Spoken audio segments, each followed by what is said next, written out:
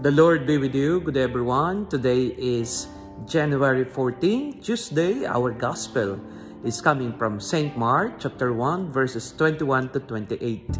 Jesus confronted an evil spirit when a man possessed came to him. And the evil spirit said, "What you have to do with us? I know who you are. You are Jesus of Nazareth." But Jesus said to him, "Be quiet."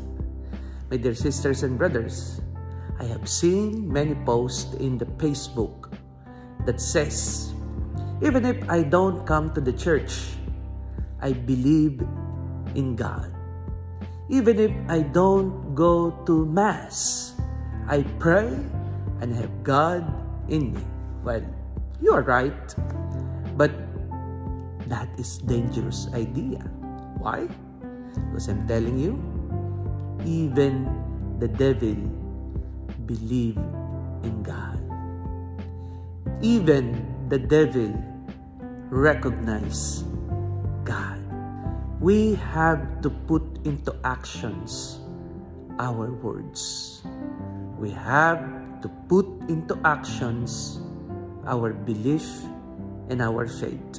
It is not easy, yes, because there are many temptations that will always try to separate us from God.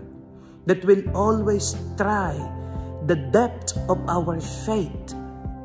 But you know, with the help of God, with the presence of the Holy Spirit in us, with our faith, with our determination to let God win in our lives, then there is nothing impossible. Because always remember, the grace of God is enough for us.